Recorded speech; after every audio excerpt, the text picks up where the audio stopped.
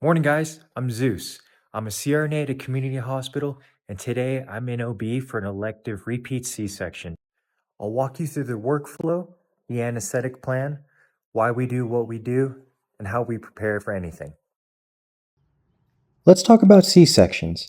The most common reason for C-sections are things like stalled labor, non-reassuring fetal heart tones, baby's position, or a history of prior cesarean delivery.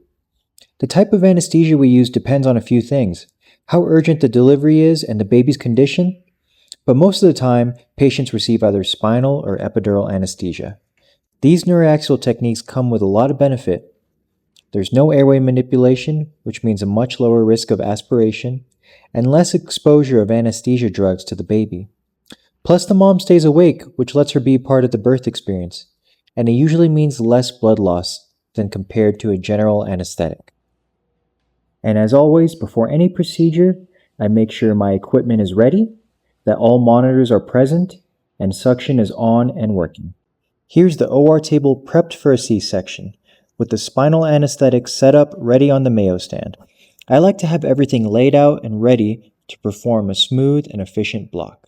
Even though we plan for a spinal, it's critical to have general anesthesia ready as a backup in case of an emergency. That means airway equipment is checked and induction drugs like propofol and a paralytic are drawn up and ready.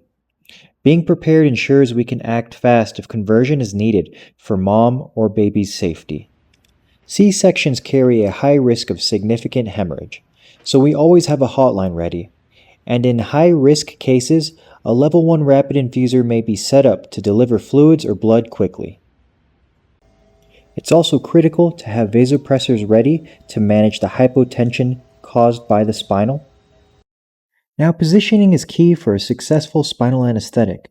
We typically have the patient sit upright with feet supported and ask them to curl forward. Chin to chest and back rounded to open up the lumbar spaces. The injection is usually done around the L4-L5 interspace, which is below the end of the spinal cord. This is a safe and accessible spot for delivering the anesthetic into the subarachnoid space. For C-sections, we aim for a sensory block up to the T4 dermatome, which is around the nipple line. A dermatome is a strip of skin supplied by a specific spinal nerve, so blocking T4 ensures pain control during surgery. Here's what's inside the spinal tray: a 3 ml syringe with lidocaine to numb the skin, a 20-gauge introducer needle, and a 25-gauge spinal needle used to deliver the bupivacaine into the subarachnoid space. Here's a demonstration of how to perform a spinal anesthetic. After numbing the skin, place the introducer into the intervertebral space. Once the introducer is secured, advance the spinal needle through the introducer and continue to advance until you feel a distinct pop of the dura. At this point, the stylet is removed. You'll know you're in the subarachnoid space when you see a clear fluid slowly trickling out. This is cerebral spinal fluid.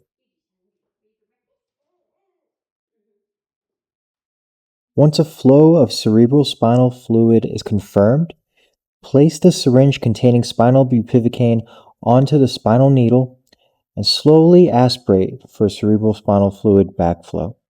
At this point, bupivacaine can be administered into the subarachnoid space. I'll typically use 1.4 to 1.6 mLs of spinal bupivacaine, and this usually lasts 90 to 120 minutes. In addition to bupivacaine, we often add adjuncts to enhance pain control. Duramorph offers long-lasting relief, up to 24 hours, but can cause itching or nausea. Fentanyl kicks in quickly, improving intraoperative comfort, though it wears off in a few hours.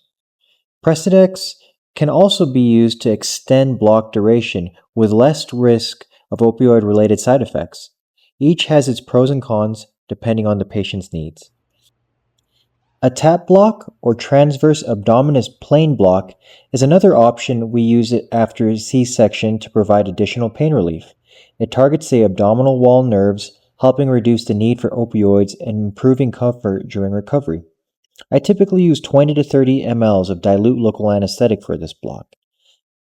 Here's an ultrasound image of the abdomen between the bottom of the rib cage and top of the iliac crest. Local anesthetic is deposited between the internal oblique and transverse abdominis muscles to target the nerves of the abdominal wall. Hey guys, thanks for watching today's video. If you're a student or an ICU nurse thinking about becoming a CRNA, I hope today's video gave you a better idea of what goes on behind the scenes for a C-section. Thanks for watching.